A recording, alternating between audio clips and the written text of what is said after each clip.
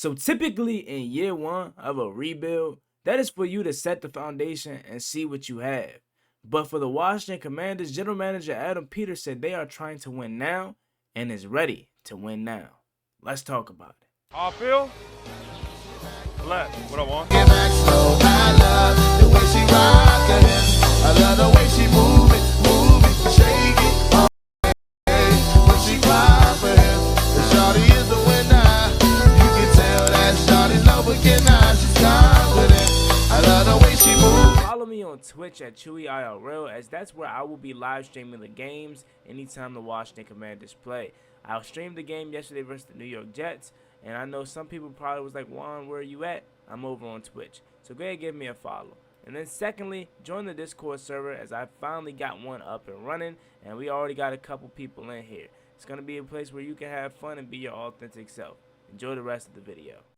YouTube, what's going on? It's Juan Gotti here. We enter the Washington Commanders video, and in today's video, I'm coming on here with a video where we're going to be talking about General Manager Adam Peters talking about how they are ready to win now and is trying to win now. So without further ado, let's get straight into today's video. But before we do, make sure you guys go down below, leave a like on this video, subscribe to the channel if you are new, turn on post notifications so you get notified when I upload new videos like this to the channel. We're on the road to 8,000 subscribers, so it'd be greatly appreciated if you haven't reached that goal as soon as possible. Thank you so much. Tonight, I will be going live on the channel at 8 p.m. with a heavy hitter with my guy Rio Robinson. He is stopping by to give his thoughts on the Washington Commanders, so please come through for that tonight, 8 p.m. You don't want to miss it. Alrighty, let's get straight to it. So, the Washington Commanders General Manager Adam Peters talked recently with Grant and Danny on why the Washington Commanders are not in a rebuild and instead in a recalibration, and how they're trying to win now. Now, like I said in the intro, typically with year one of a rebuild, it's just to set the foundation. It's just to see what you have and see how you can move forward. That is not Adam Peters' mantra. That is not what he wants to do here in Washington. He wants to find ways to win and find success in year one, hence to why they call it a recalibration. Now, I understand a lot of you guys are like, Juan, we're in a full rebuild. Call it what it is, right? And I feel you. I definitely get that. And I understand we have areas on the team where we're subpar at. But here's the thing why I personally understand where Adam Peters has come from. Although I look at it as a rebuild too. Like, I'm not a recalibration kind of guy. But the reason why I understand where he's coming from, honestly, is because we have a quarterback. If we did not have Jaden Daniels on this roster, and we didn't believe in Jaden Daniels, we didn't think he was going to be the next, future star in the NFL, then I would be like, okay, maybe he's tweaking a little bit. But the simple fact that we have a quarterback that we believe in and we want to build around gives me confidence that this could genuinely be a recalibration and be a one-year turnaround. And typically it takes, a year or two to get your feet wet. But this could be a Houston Texans kind of turnaround. Remember, Ron Rivera told us it takes 3 to 5 years to turn a franchise around, and you've seen where that happens. So I say give the other side a chance, right? 3 to 5 years, we didn't turn a franchise around. So who says we can't do it in 1 year if you pull the strings right? So let's go ahead and read the article that was put up, I want to say, on Commanders Wire, titled "Commanders GM Adam Peters, we are trying to win now." So it starts off by saying this: George Allen came to Washington in 1971, became the head coach and general manager, and proclaimed the future is now. Adam Peters boarded the Washington's NFL ship in 2024, and he again told Grant and Danny at 106.7 The Fan Thursday, "It is not a rebuild, it is a recalibration." This being his first time as a team general manager, Peters expressed to Grant and Danny, "We are trying to win right now. We don't have goals to be really good this season, or we do have goals to be really good this season." In recent history, the NFL has had a team each season rebound really well from a really down year the previous season. Last season, it was the Houston Texans, who have been 13-1 in 2022 and fired Lovie Smith. They hired DeMeco Ryans and drafted quarterback C.J. Stroud and finished 10-7 atop of the AFC South. And again, that's where I'm saying, guys, like, in my opinion, if we didn't have the number 2 overall pick and we didn't draft Jaden Daniels, a guy that we solely believe in to be the franchise quarterback, I would like totally be on the opposite spectrum right now. I'd be like, man, ain't no way we could turn this thing around in 1 year. But you see what CJ Stroud and them did. You see what Jaden Daniels could potentially do. And I do want to say this right quick before we continue. A lot of people are going to say, well, Houston, they were already started their recalibration / rebuild. They already had pieces there. But that may be true, and with Bobby Slope already being there potentially, that being true, Washington has weapons too, right? And it's all about, can the quarterback elevate them to the next level? Because let's keep it a buck. Outside of Tank Dell, and even some people didn't know who Tank Dell was last year, but outside of Tank Dell, who else really on that offense did you know prior to last season starting? I know because I'm a big football fan. I knew who Nico Collins was, but I'm not a big college guy, so I didn't know who Tank Dell was prior to the season starting. I didn't know who what Dalton Schultz could have been. I thought he was good in Dallas, but I didn't know if he could carry that into Houston and blossom the way he did. I didn't know what John Mechie was going to be because he was coming off of a very serious life-threatening situation. Damian Pierce was cool like last season, but he turned out to not continue that. So the weapons around Houston last season, Noah Brown, another one, as we're looking at him right now.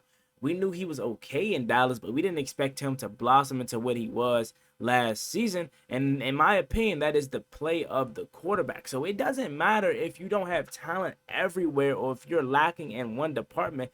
It's all about your quarterback play that can boost you to the next level. You don't think the Kansas City Chiefs have some holes? You don't think the Ravens have some holes on their teams? But it's masked because of how dominant their quarterback play. And I'm not saying this to use Jaden Daniels as a bailout card, but what I am saying this is him playing at a high level can help you still prevail and still be successful in the season with having your issues. But when you have a quarterback that is no good or that is up and down, and that's where your problems get put on a bigger spectrum and bigger scale because you don't have no way to max that. But I guarantee you this season with Jaden Daniels and his ability to make plays and be good, some of our holes, like offensive line, some places, maybe even secondary, those things are gonna get masked or covered up sometimes because Jaden Daniels and the offense is gonna be so special to where we can worry about those at a later time. So that's all I'm really saying about the Houston Texans. Like, they were good last year, but their weapons that they have, I love Nico Collins. He blossomed. I love Tank Dell. I love what they were able to do with Dalton Schultz. And they brought in Stephon Diggs this off season. So they're continuing to get better.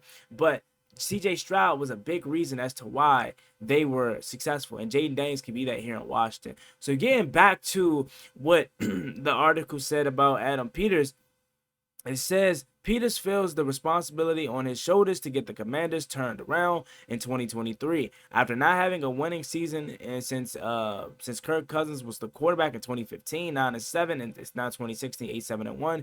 It is my job as the general manager, and really is in conjunction with Dan Quinn and we make every decision together to be good now and build for the sustainable team for the future. And teams you guys will see compete for championships every single year. It is a delicate balance between, but Peters and Quinn are attempted to make decisions not simplistically based on winning now or winning in the future. They seek to embrace both, getting better for the 2024 and beyond. As for why we traded wide receiver Jahan Dotson to division rival Philadelphia Eagles, Peters expressed that was clearly the best offer. A tie is going to go to the team outside of the division, but there's not always going to be a tie in this case. The Eagles were very bullish on Jahan, and rightfully so, but every time it is going to be different if it is the Cowboys and the Steelers and everything is the same as we're making a trade, it's probably going to go to Pittsburgh. So essentially what AP is saying right here is like, hey, look, we don't really care about the Eagles. Like, yeah, they're division rivals, but we ain't really tripping off the Birds. We ain't tripping off the Giants. But if it's the Cowboys and the Steelers, well, we gonna go to it. We gonna go to the Steelers. We ain't giving the Cowboys nothing. Yeah. So like that's where I get from. So hey, look, again, back to what I was saying earlier. I personally understand where he's coming from. I definitely do. I don't think this is a team that doesn't have talent or isn't talented enough to prevail this season. Do we have holes? Yes, we are. Do I get it? I understand. Secondary is question mark. Cornerback as a specific position group is a question mark. Some offensive line spots are question marks. What are we gonna get out of the tight end room? Because I understand we're excited about Ben Sinnott, but is he ready to take that leap? What about the wide receiver room? I know we just added Noah Brown, but are we really that comfortable with Noah Brown and De'Ami Brown ready to take that leap in this final contract? Like, we have a lot of questions, but I'm telling you, just how the Houston Texans was able to thrive last year, that is the same way Jaden Daniels and the Washington Commanders could do this year if he takes the leap. And like, I hate to say this, but it's the honest truth. Jaden Daniels, based on our season, and I get he's a rookie and stuff like that, but our season goes where Jaden Daniels go. You think if CJ Stroud didn't play that well last season, the Houston Texans would have blossomed the way they did? No, that season went where CJ Stroud took them in his rookie season. So that could be the same here for the Washington Commanders. In my sense, Jaden Daniels takes us where we are supposed to be, right? So that's just the honest truth right there. Like, I get it. A lot of us don't have expectations for year one, and a lot of us just want to like start the rebuild. But I just want to be real with you guys. Like, this rebuild may not be as long, or it may not be as strenuous as the last one. In fact, we may be able to turn it around in year one because Adam Peters and Dan Quinn was able to do something that Ron Rivera couldn't do in 4 years, and that is get a quarterback. And we got him in year one. So that's all I have for you guys. Let me know what you think about it down below in the comment section. It's kind of crazy. I didn't expect to talk about Jahan Dotson in this video, but AP told us why they trade Jahan Dotson too. So, and that was because the Eagles had the best offer. So let me know what you guys think about this video as a whole. Do you see Washington turning around in year one, or do you feel like this is going to be a rebuild that's going to take a couple years to get finished? So without further ado, let's get straight into today. Oh, I'm burnt.